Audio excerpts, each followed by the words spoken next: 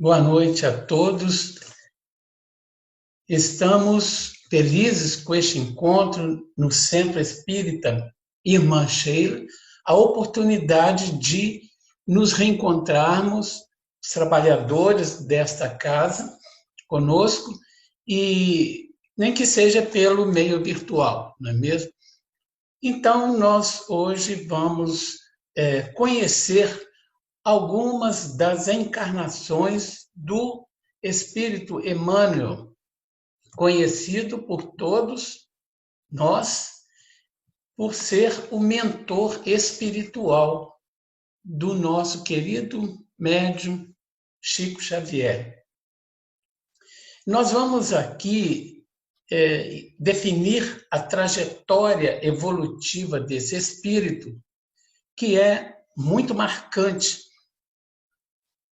No decorrer do estudo, nós vamos vendo as suas encarnações, que conseguimos reunir 11 encarnações, e em seguir, mas no final, nós iremos trabalhar estas abordagens. Primeiro, como mentor do médium Chico Xavier. Depois, nós vamos ver as 11 encarnações conhecidas. Vamos ter a oportunidade de conhecer a participação deste espírito na codificação kardeciana. E, no final, vamos tecer alguns comentários sobre a formação da personalidade transcendente desse espírito. Nós conheceremos 11 personalidades, mas nós sabemos que o espírito, em cada encarnação, ele adquire uma personalidade, adquire conhecimentos, experiências, que elas todas vão se somando para formar o espírito propriamente dito, com toda a sua evolução final. Então, nós vamos ver que a primeira encarnação de Emmanuel, conhecida, se deu no Antigo Egito, a terra das pirâmides.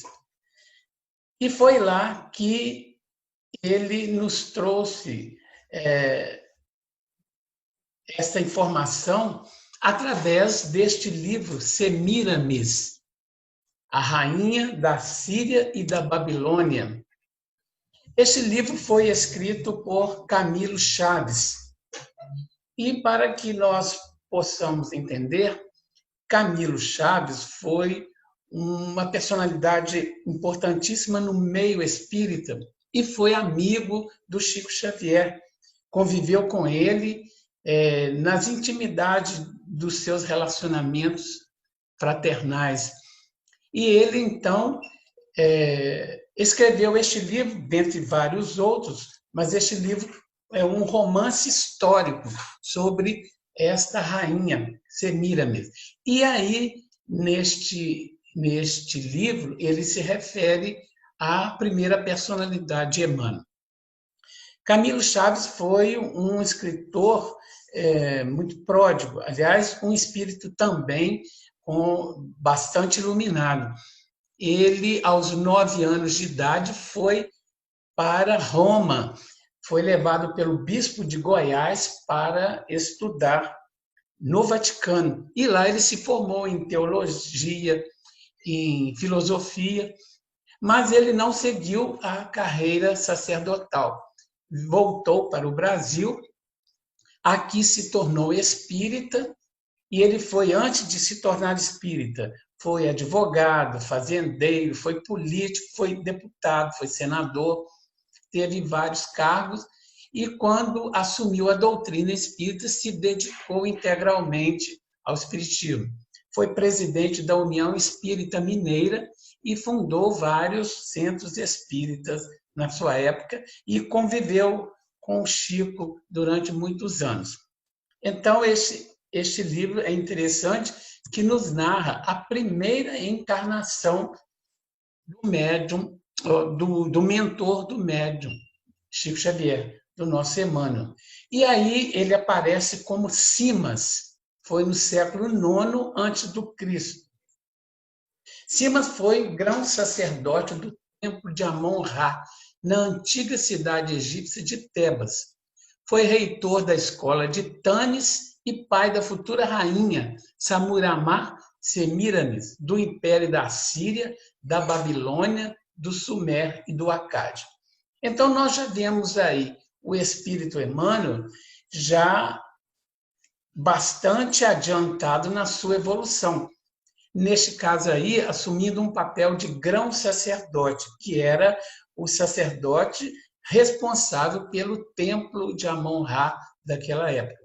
E para chegar a ser um grão-sacerdote, é necessário muito estudo, experimentações, mediunidade, porque já se trabalhava com mediunidade no Antigo Egito, e também uma espécie de um administrador, um cargo superior nestes templos da época egípcia. Então, já percebemos Emmanuel na sua primeira encarnação conhecida, evidentemente que tiveram outras, mas já se desponta como um espírito de grande evolução, pelo menos intelectual, né? Já uma grande sabedoria. Então, aqui a gente vê uma foto das ruínas do templo de Amon-Ra, na cidade de Tebas, no Egito. É exatamente o local onde ele foi grão-sacerdote. E outra foto, o recinto de Amon-Ra, nas proximidades de Luxor, no Egito. É um dos 4 recintos de templos que formam o imenso complexo de templos de Karnak.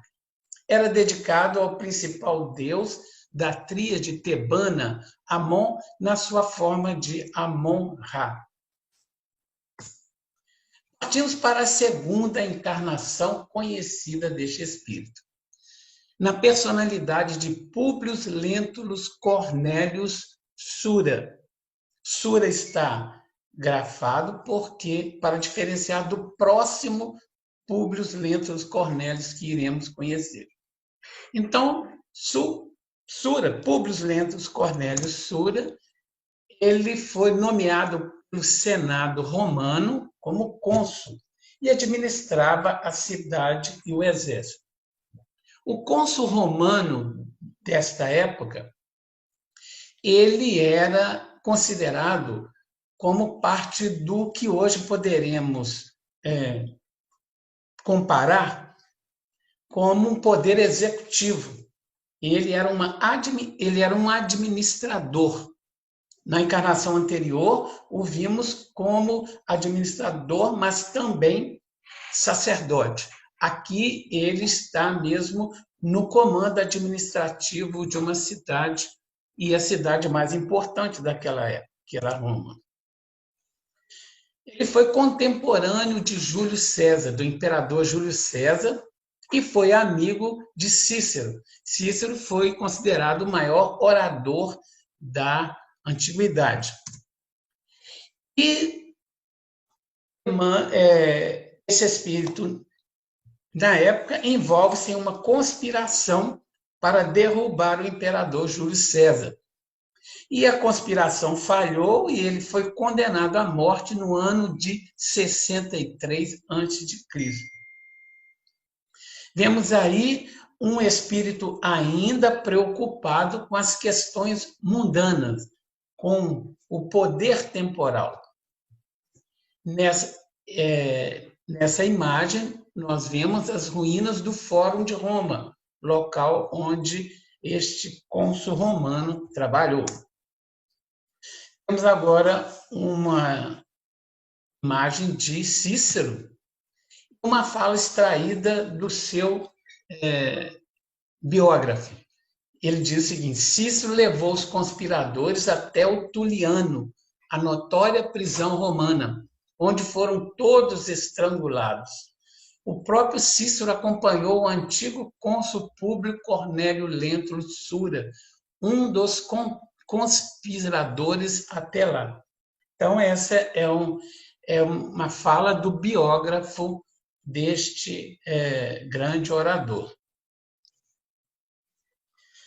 A terceira encarnação, nós já vamos conhecer Públio Lentulus Cornélius. Para que a gente possa entender, é o mesmo espírito que retorna, agora na condição de neto do seu avô, que era o Públio Lentulus Cornélius Sura. É o mesmo espírito em um novo corpo e retornando para mais uma encarnação aqui na Terra, no século I da era cristã. E agora como um senador romano. Ele primeiro foi um grão-sacerdote, depois foi um cônsul romano, agora um senador romano. Como senador, ele viveu a época de Cristo. E também ele lutou pela integridade de caráter e investiu contra a corrupção. Como o Império Romano já estava na sua decadência, ele fazia parte daquele grupo de senadores que respeitava muito os antepassados romanos, que cultuavam a moral, os bons costumes, mas já estava convivendo com a corrupção se espalhando no Império Romano. E ele foi um lutador contra essas questões. Ele, mais uma vez, ainda muito orgulhoso, optou por servir ao mundo. Nós vemos essa referência logo depois no livro seguinte. E ele vai desencarnar na cidade de Pompeia, na erupção do vulcão Vesúvio no ano 79 depois de Cristo. Aqui uma imagem da cidade de Pompeia que foi reconstruída pelas escavações arqueológicas, quebraram aquela magma do vulcão e encontraram uma cidade muito bonita, porque Pompeia, na época, era uma cidade de visitação turística, era uma cidade climática, e o turismo ia em torno das águas quentes do vulcão que existia naquela época, naquela região, ainda existe até hoje. E ele foi... e era um lugar que iam os endinheirados de Roma, aqueles que tinham condições, tinham bons empregos, e a elite romana passava suas férias nessa cidade. E neste dia houve a desencarnação desse espírito por lá. Essa encarnação que a gente viu está no livro Há 2000 anos, Psicografia do Chico, ditado pelo Espírito Emmanuel. Nós vemos agora a quarta encarnação do Espírito. Ele reencarna novamente como, não nessa vez, como Nestório, um escravo, novamente em Roma. E a história dele está descrita no livro 50 anos depois, Psicografia do Chico. Foi no ano 131 depois de Cristo. Quem lê o livro vai ver que ele era um escravo cristão que foi morto no circo romano. E aí, a partir desta encarnação, nós vamos ver a guinada evolutiva dada por esse espírito. Por quê? Quando ele encarnou na terceira encarnação como Públio Lentulus Cornélius, ele teve a oportunidade de estar com Jesus. Ele se encontrou com Cristo em um momento fora da presença da população, em um lugar reservado, porque ele havia procurado Jesus para que Jesus curasse a filha dele, Flávia, filha dele com o espírito Lívia. E todos nós conhecemos esse momento em que ele encontrou-se com Cristo, que ficou registrado na história como a carta de Públio Lentulus. E ele disse que foi a grande oportunidade que ele teve para evoluir. Se ele tivesse seguido Jesus naquela época, a vida dele como espírito teria se alterado desde ali. E ele até se mostrou para Emmanuel nesta forma dessa encarnação, porque ele quis fazer isso, porque foi aí que ele teve aquele insight, e essa encarnação foi de veras marcante para que ele mudasse o ritmo da sua vida e não se preocupasse tanto mais com o poder mundano. Então, como escravo Nestório, ele vai desencarnar no circo romano. E vai ser neste momento em que ele vai, pela primeira vez, dar a sua vida física para Jesus, sendo morto neste circo, devorado pelas feras. Sua quinta encarnação, ele retorna mais uma vez como escravo. No ano 233 depois de Cristo, ele consegue a liberdade, porque ele nasceu na Grécia, e a Grécia se tornou uma possessão romana. E nós sabemos, os romanos, quando dominavam algum país, eles aproveitavam o que havia de bom no país. Então, as pessoas cultas eram tidas como escravos familiares. E esses escravos, eles tinham a incumbência de se tornarem preceptores de seus filhos, dos filhos dos nobres romanos. Ele, então, vai, como escravo liberto, que ele ganhou a liberdade, ele vai se tornar preceptor dos filhos da elite romana. Mas ele se torna novamente cristão e vai novamente ser condenado à morte. Segundo se sabe, ele perde nessa encarnação a esposa e a filha e adota uma criança, uma menina, que dizem aqueles que conviveram com Chico que se tratava da encarnação do Chico, como filha dele nesta vida. Nós vamos ver esta narrativa da vida dele neste livro, Ave Cristo.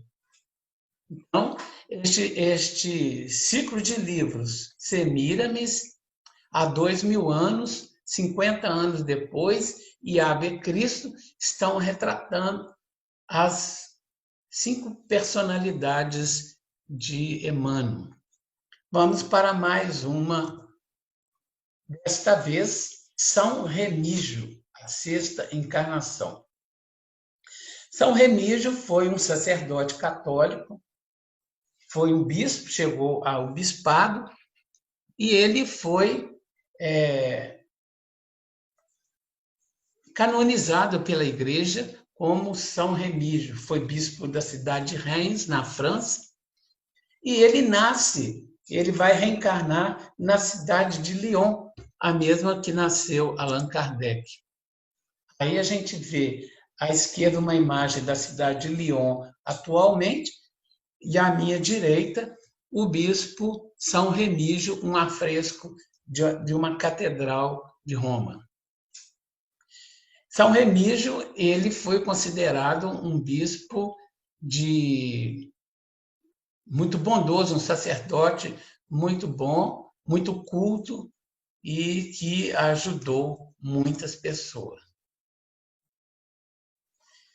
Temos aqui na sétima encarnação, no século 17 e 18, durante o papado de Inocêncio III, no Vaticano dos séculos XII, não, século VII, sétimo e oitavo. Desculpem, é 12, né, e 13. Aqui ele tem o nome de Pedro Rodrigues, também chamado Petrus Hispanos, ou Petrus Roderich Hispanos, foi um cardeal espanhol e bispo de Burgos e de Sabina. Ele teve o nome de cardeal João de São Paulo. Um detalhe importante de Emmanuel nessa encarnação é que ele foi o cardeal que intermediou a ida do grande espírito São Francisco de Assis ao encontro do Papa. Ele que recebeu São Francisco de Assis no Vaticano, conversou com ele e foi o interlocutor dele junto ao Papa, para que ele fosse recebido na Cúria Romana. E ele, nesses encontros que ele teve com Francisco de Assis, ele ficou impressionado com a bondade de Francisco de Assis e, por intercedência dele e insistência dele, este grande santo foi recebido pelo Papa naquela época. Temos aqui agora Padre Manuel da Nóbrega, a oitava encarnação de Emmanuel no ano 1517. Ele vai reencarnar na cidade de Sanfins do Douro, em Portugal. E uma coisa interessante desse espírito é que ele, no início, não tinha intenção de se tornar sacerdote. Ele havia feito um concurso para uma cátedra na Universidade de Coimbra. Só que ele não consegue passar na prova oral, porque ele tinha dificuldade de fala, uma espécie de gagueira. E ele, não conseguindo, ele resolveu, então, seguir o caminho religioso. Tornou-se sacerdote e foi convidado para o rei de Portugal para vir à América, na armada de Tomé de Souza. E ele aqui chegando é conhecido por ter celebrado a primeira missa, e ele diz: essa terra é nossa empresa. Essa fala dele é de seu biógrafo. Aí a gente vê um busto de Manuel da Nóbrega.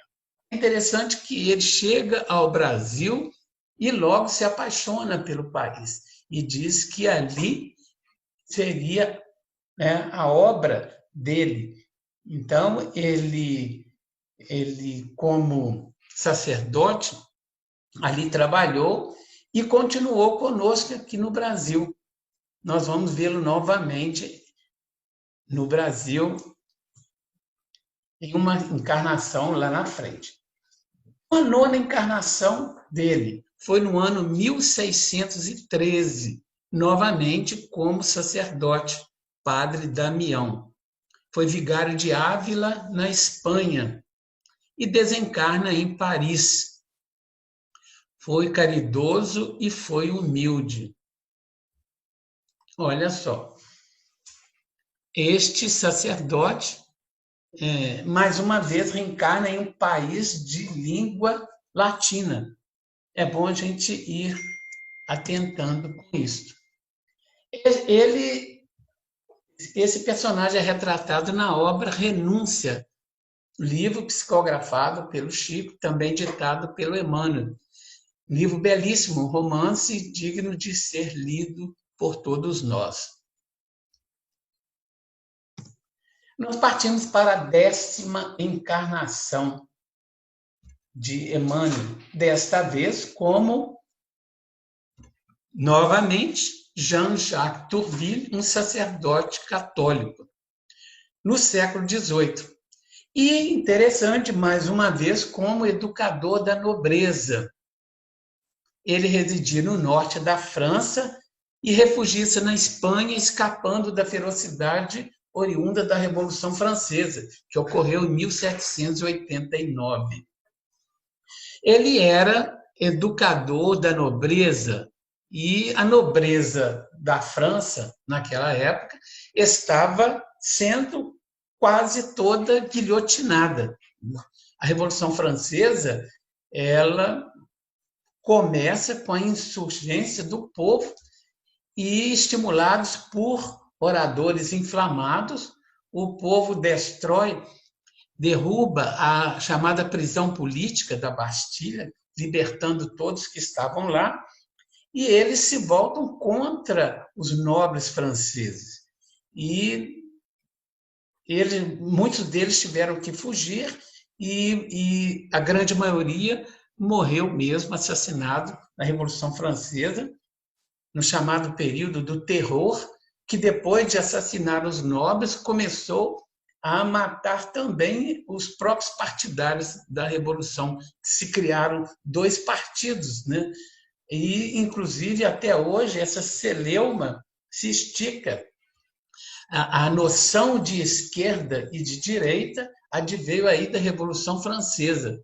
Os grupos que tomaram o poder depois se antepuseram um ao outro e criou-se os jacobinos e os girondinos, grupo de esquerda e de direita. E essa ideia, infelizmente, deste radicalismo de extrema esquerda e extrema direita, infelizmente ainda persiste até hoje. Então, essa foi a 10ª encarnação do Espírito Emmanuel. A 11ª e a última que nós conhecemos, né, se deu no Brasil. Olha ele retornando à nossa pátria. E foi na condição de humilde sacerdote católico. Nasceu no Pará entre os séculos 19 e 20. Posteriormente, foi para o Rio de Janeiro, onde teve a oportunidade de conhecer o Dr. Bezerra de Menezes. Há até uma mensagem ditada por Emmanuel Chico, que diz, sacerdote católico que fui, onde ele descreve sua anterior desencarnação. É interessante que nessa mensagem ele fala de como foi a sua morte nesta encarnação como Padre Amaro. Foi muito dolorosa. É como que uma encarnação em que o espírito pede para passar por uma situação muito antiga, né, que ele necessitava passar. E aí ele já vem com mais estofo moral, com mais conhecimento e com mais aceitação dos seus problemas. E a desencarnação foi terrível. Ele teve uma doença muito difícil que foi definhando o seu corpo lentamente, mas nos últimos momentos, quando a dor estava muito intensa, ele percebe perfeitamente a presença espiritual dos seus guias, o ajudando, atenuando-lhe o sofrimento naquelas horas. Então, essa foi a última encarnação que nós conhecemos do Espírito Emmanuel. Partimos, então, para analisar um pouco sobre a sabedoria de Emmanuel. Ele deixou no livro A Caminho da Luz uma ideia interessante. Ele diz que 2 asas levam o homem à perfeição. Uma, a asa da sabedoria, a outra, a asa do amor. E nós percebemos que esse espírito desenvolveu plenamente essas 2 asas em todo esse período reencarnatório dele, principalmente depois que ele conhece o Cristo e passa a desenvolver mais, a aprimorar o seu sentimento de humildade, de fraternidade e de amor. Então, nós vemos agora a participação de Emmanuel na codificação espírita. Está lá no capítulo 11º do Evangelho segundo o Espiritismo. É o item 11, que se refere sobre o egoísmo. Vamos ver. Jesus vos deu o exemplo da caridade e Pôncio Pilatos o do egoísmo, pois quando o primeiro, o justo, vai percorrer as santas estações do seu martírio, o outro lava as mãos dizendo: "Que me importa?", disse aos judeus. "Este homem é justo, por que o quereis crucificar? E, entretanto, deixa que o conduzam ao suplício." Nós percebemos aí, nesta redação, o que liga este escrito ao Espírito Emmanuel. Exatamente a referência a Pôncio Pilatos. Por quê? Porque na encarnação como Públio Lentulus Cornélios, ele era um senador romano. E como senador romano, ele lidou com Pôncio Pilatos. Provavelmente terá participado deste momento em que Pôncio Pilatos recebe Jesus. E ele, então, vivenciando essa situação, né, tantos séculos depois, ele retrata isto nos seus escritos, que nós podemos consultar lá no livro O Evangelho segundo o Espiritismo, item 11. É um momento sublime da vida desse espírito, a oportunidade de ver Jesus. A partir daí, ele já foi outra criatura, já pediu encarnações mais difíceis para ter a sua evolução. O mentor do Chico, ele se apresenta a Emmanuel, ao Chico, em 10 de julho de 1927, na fazenda da senhora Carmen Pena Perácio, em Pedro Leopoldo. Nesse momento, o Chico não o vê. Ele apenas recebe a informação, através desta médium, de que Emmanuel seria o mentor espiritual dele durante o trabalho dele. Agora, nós vamos... em 1931, Chico e Emmanuel têm o primeiro contato visual. O médium estava à sombra de uma árvore, à beira de uma represa, enquanto ele orava. Aí, então, neste momento, Emmanuel se mostrou para ele com a aparência do senador romano Públio Lentulus Cornélios, que foi depois, como um retrato falado pelo Chico, pintado por um pintor, e é a figura que nós todos conhecemos de Emmanuel.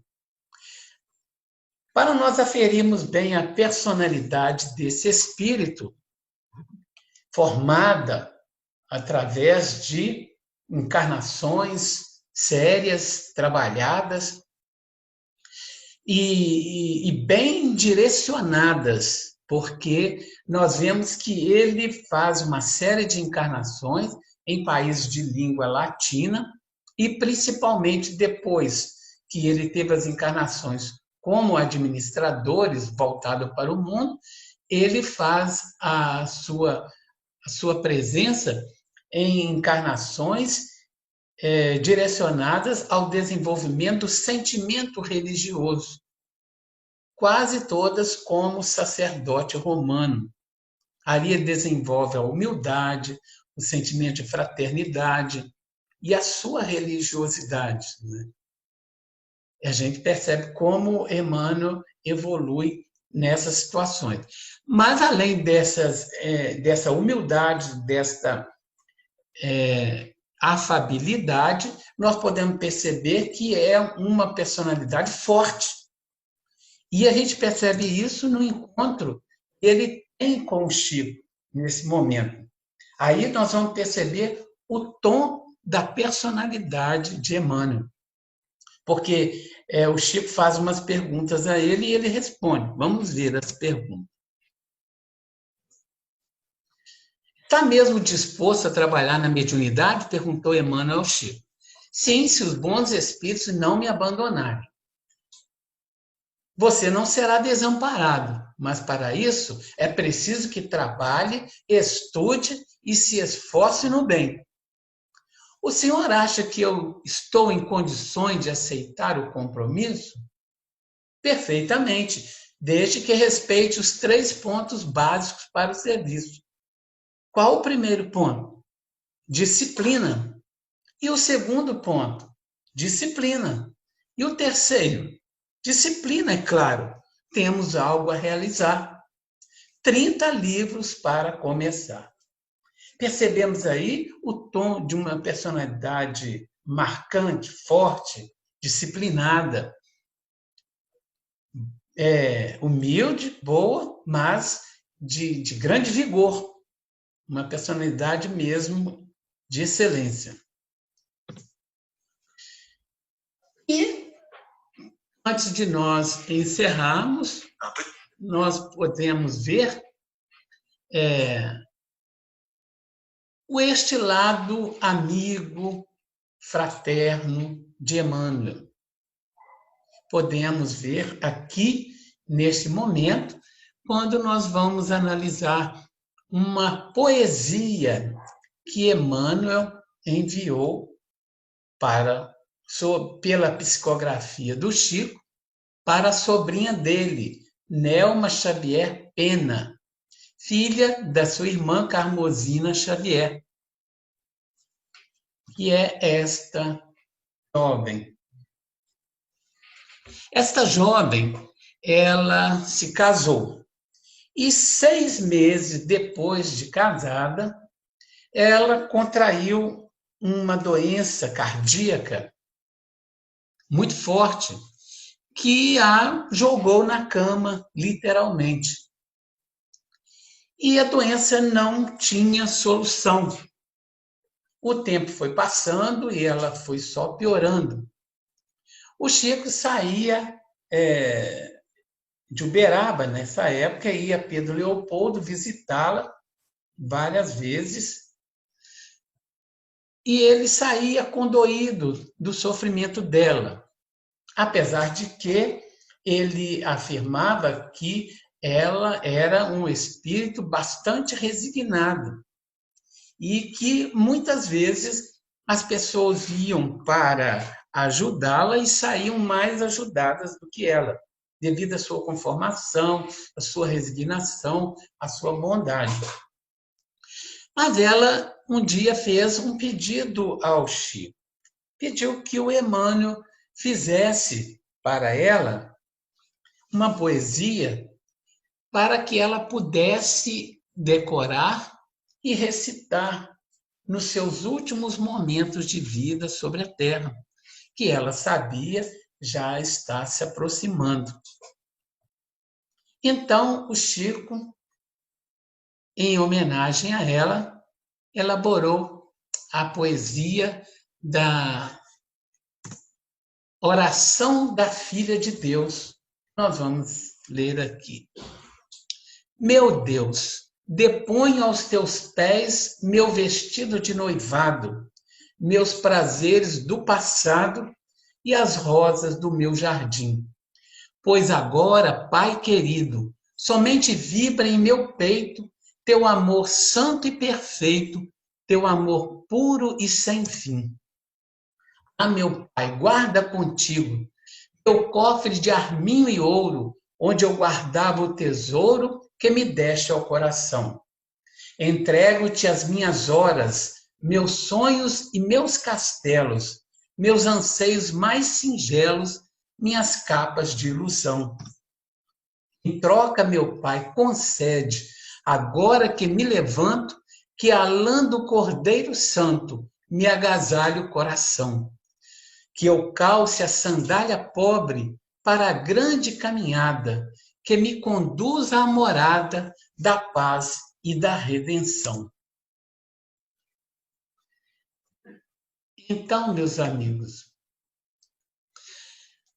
Nós agradecemos aos companheiros do Irmã Sheila essa oportunidade de estarmos juntos e pedimos a Jesus que nos ampare a todos e que nos envolva na sua proteção nessas horas difíceis que estamos vivendo. Um abraço a todos.